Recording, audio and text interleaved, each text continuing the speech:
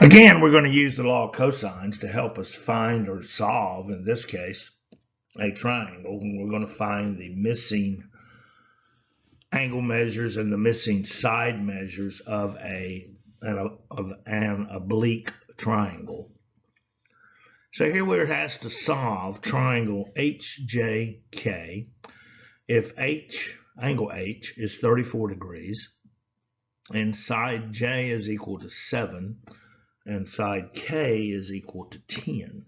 Well, the very first thing I'm going to do is I'm going to sketch a triangle. It does not have to be to scale. It does not have to be pretty, as you can tell. Doesn't even have to have straight lines. I'm just trying to get oriented here. And let's see here. I'm going to label this triangle, and I'm going to say that this is angle H, and this is angle J, and this is angle K.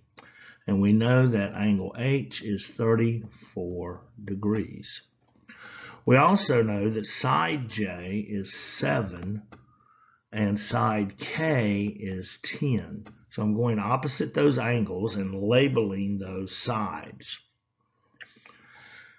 And so you can see we've got side, angle, side. This is the second case, side, angle, side, in addition to side, side, side, are the two cases that the law of cosines will help us solve a triangle. Now, let's see. Well, we first want to find side H. And I'm going to set up my law of cosines this way. The side I'm trying to find, H squared, equals J squared plus K squared. These are sides that I'm given. Minus or negative 2. I should really think of that as negative 2 times J times K times the cosine of H, which is 34 degrees.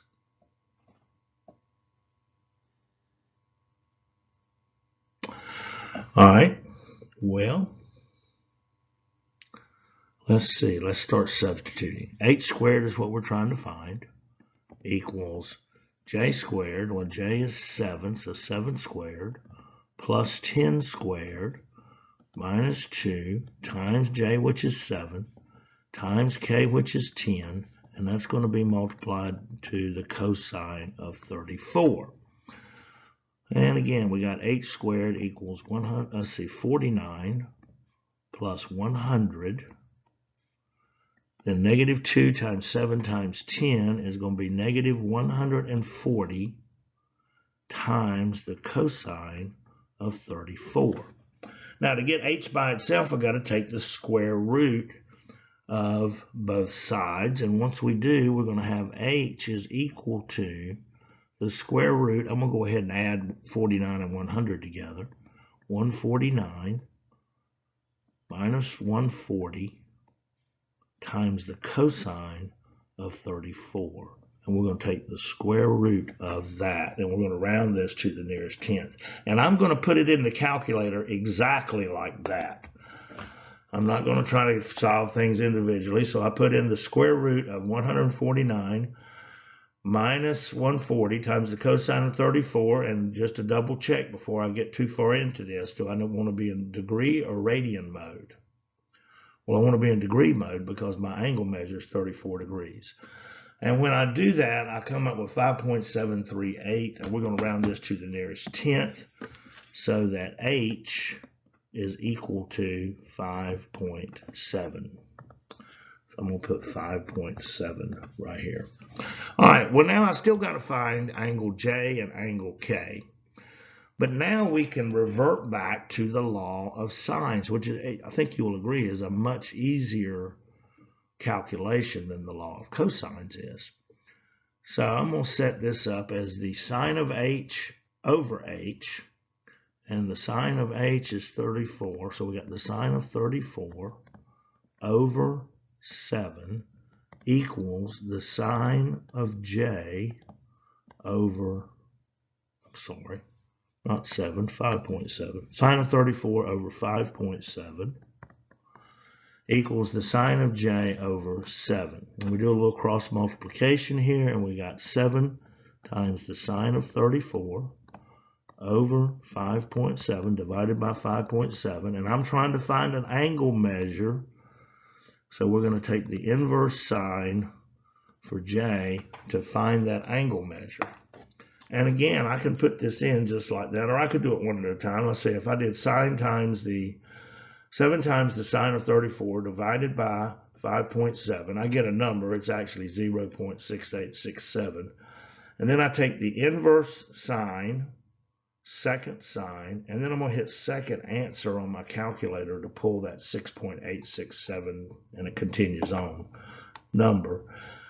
And when I do, and we're going to round this to the nearest degree, angle J is equal to 43 degrees. So angle J is 43 degrees. Well, to find K, angle K is a lot simpler. I can just say that K, angle K, is equal to 180 minus 34 minus 43. And when I compute that, angle K then is 103 degrees. And so angle K is 103 degrees. And we solved the triangle. First, we found side H using the law of cosines. Then we found angle J using the law of sines. And then we found angle K by the, what was that theorem called? Third angle theorem for a triangle. 180 minus 34 minus 43 gave us 103 degrees. And shazam, we have solved this triangle. Started with the law of cosines, and then moved second step to the law of sines, and then just took the two angles that we had found, subtract them from 180 to find angle K when we know side, angle, side of a triangle.